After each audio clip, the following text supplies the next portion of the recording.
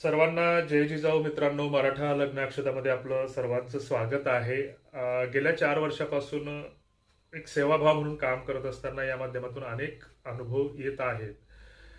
गेल्या काही वर्षांमध्ये जी काही विवाह योग्य उपवर मुला मुलींची जी काही परिस्थिती आहे ही दिवसेंदिवस अधिक भयावह बनत चाललेली आहे.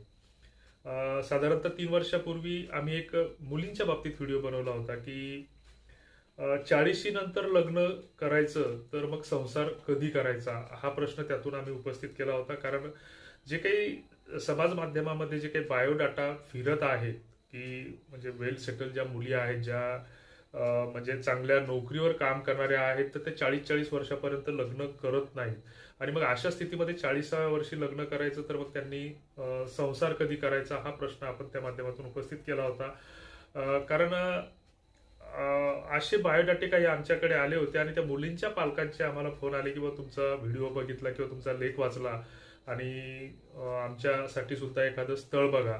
अशा स्थितीमध्ये जर 35-40-30च्या पुढे जर मुली सरकत असतील तर साधारणतः नैसर्गिकरित्या जी काही मेन्स्ट्रल सायकल म्हणतो, जो काही मासिक पाळी जी स्त्रियांची असते ती 40शी नंतर बऱ्याच स्त्रियांची ती जात असते. आणि अशा स्थितीमध्ये जर आपण त्यावेळेस जर लग्नाचा विचार करत असेल तर मग आपल्या मुलाबाळांचं मोठं कधी करायचं, त्यांचं कौतुक कधी करायचं, त्यांना त्यांच्या पायावर कधी उभं करायचं हा प्रश्न यातून निर्माण होतो.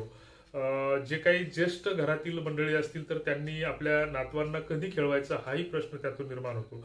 हा काही कारणास्तव जर एखादी मुलगी शिकत असेल आणि तिचा नोकरी लागली असेल तर साधारणतः 25, 26, 27, 28 वर्षापर्यंत मुली ह्या सेटल होत असतात. आणि त्याच्याही पुढे जर नोकरी लागल्याच्या नंतर जर आपण लग्नाचा विचारच करत नसू किंवा याच्यापेक्षा चांगलं किंवा आपण आपल्या एका किंवा अपेक्षा सोडायला तयार नसतील तर हे मात्र थोडंसं विचित्र वाटतं. कारण आयुष्यामध्ये तडजोड ही प्रत्येकाला करावीच लागणार आहे. मग बऱ्याचदा असं होतं की मुलगी शिकते, मुलगा शिकतो. मग आता असं नाही की एकतर्फी मुलींनाच दोष देऊन याच्यामध्ये चालणार नाही. तर जी काही चांगली करती सवरती मुले आहेत किंवा जी काही वेल सेटल आहेत किंवा जी काही एखाद्या कंपनीमध्ये जॉब करतात किंवा सरकारी नोकरीवाले आहेत, त्यांच्याकडे शेती आहे, फॅमिली बॅकग्राऊंड चांगला आहे, तर अशी मुलं ही घोड्यावर बसून मुली पाहण्यांचं रेकॉर्ड करतायत आणि त्यांच्याही अपेक्षा भरपूर आहेत. अजूनही आमच्या विदर्भात म्हणजे मी वाशिम, बुलढाणा, हिंगोली जिल्ह्यापुरतं बोलतोय, नाशिक, पुणे साईडची परिस्थिती थोडी वेगळी आहे. मुलं अजूनही मुलाचे बाप हे हुंडा आणि आपल्या अटी सोडायला तयार नाहीत. ही वास्तविकता आहे, ही स्वीकारली पाहिजे. आणि आम्ही बऱ्याच ठिकाणी आम्हाला असा अनुभव आलेला आहे की आम्ही हातामध्ये माईक घेऊन बोलतो की लग्नामध्ये की विवाह हा पवित्र संस्कार आहे, 16 संस्कारापैकी एक 15वा संस्कार आहे.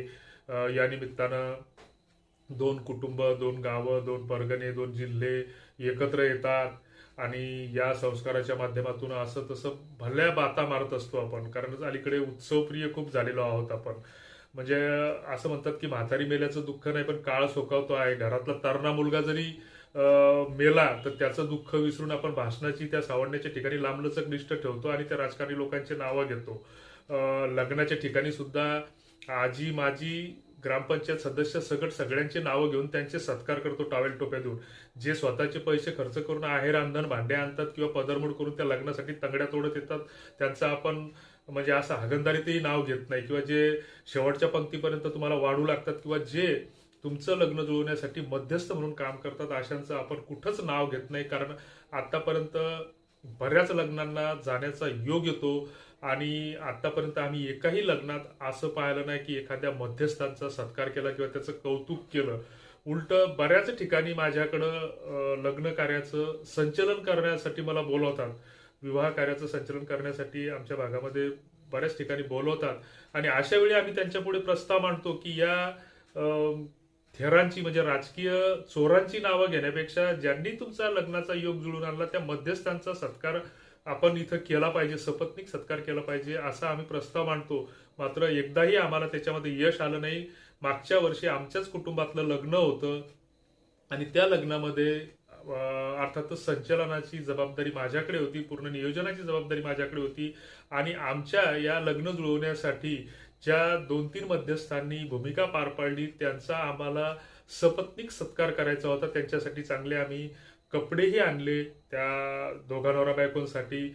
मात्र ऐनवेळी माझ्या हातातला कोणीतरी माईक घेतला आणि भाऊंचं आगमन झालेलं आहे आणि अतिशय धावपळीच्या याच्यामध्ये सवड काढून ते आमच्या विवाह सोहळ्याला भेट देण्यासाठी आले आणि आमच्या शाल आणि टोपी घेऊन गेले आणि त्याच्यानंतर ती 50-52 लोकांची लिस्ट वाचत गेले. यांनी भेटी दिल्या. हे काय म्हणजे आपण चालवलं हेच आपल्याला कळत नाही. तर असो मित्रांनो, आपण थोडंसं बदलाची सुरुवात ही स्वतःपासून केली पाहिजे. कुठेतरी आपण बदल स्वीकारला पाहिजे.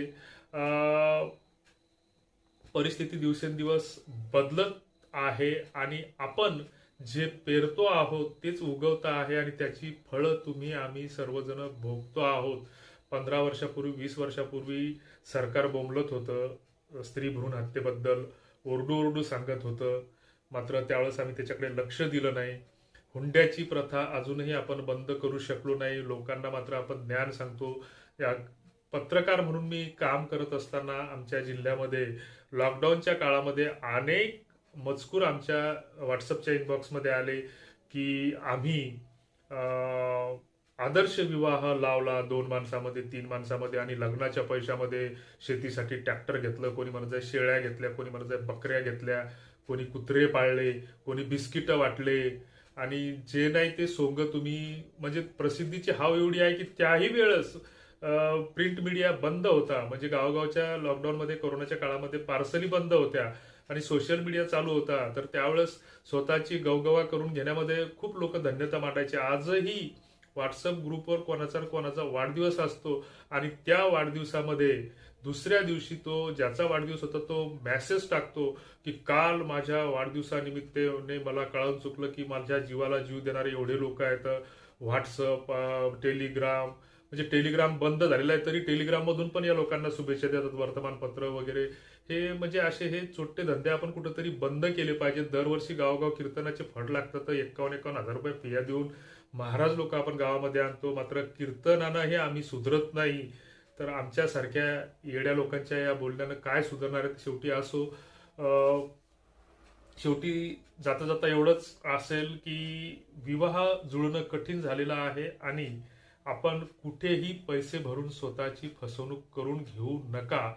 ही पैसे भरून लग्न जुळत नसतात. हा आमचा गेल्या 4 वर्षाचा अनुभव आहे आणि याच्यामध्ये महाराष्ट्रामधले अनेक हिरे या पैसे देऊन 4,000 10,000 देऊन फसलेले आहेत.